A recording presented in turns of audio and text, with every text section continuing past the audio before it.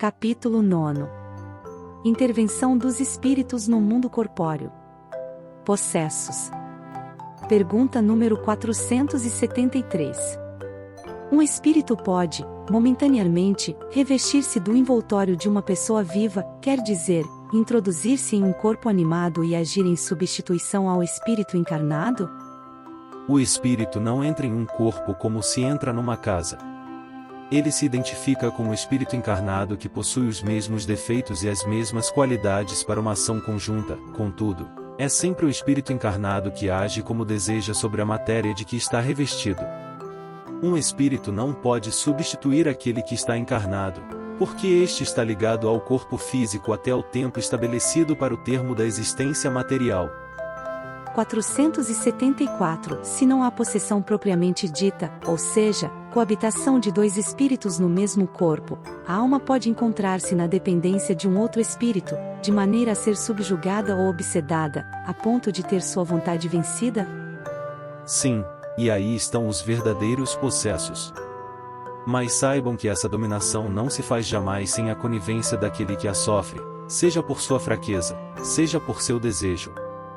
Frequentemente se tomam por possessos pessoas portadoras de enfermidades como epilepsia ou doenças mentais, que necessitam mais da medicina do que de exorcismo. A palavra possesso, em sua acepção comum, pressupõe a existência de demônios, quer dizer, de uma categoria de seres de má natureza e a coabitação de um desses seres com a alma no corpo de um indivíduo. Visto que não há demônios nesse sentido e que dois espíritos não podem habitar simultaneamente o mesmo corpo, não há possessões segundo a ideia ligada a esse vocábulo. A palavra possesso deve ser entendida apenas como a dependência absoluta em que a alma possa se encontrar em relação aos espíritos imperfeitos que a subjugam. Pergunta 475. Qualquer pessoa pode, por si mesma, afastar os maus espíritos e libertar-se de sua dominação? Pode-se sempre subtrair-se a um jugo, quando se tem a vontade firme. 476. Pode acontecer que a fascinação exercida pelo mau espírito seja tal que a pessoa subjugada não se aperceba?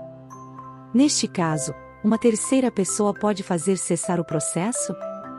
Quais requisitos deve ela obedecer? Se for um homem de bem, sua vontade pode ajudar, invocando o concurso dos bons espíritos, porque quanto mais se é um homem de bem, mais poder se tem sobre os espíritos imperfeitos para os afastar e sobre os bons para os atrair. No entanto, seria impotente se o que está subjugado não quisesse a própria libertação, pois há pessoas que se comprazem em uma dependência que satisfaz seus gostos e seus anseios. Em todos os casos, aquele cujo coração não é puro não pode ter nenhuma influência.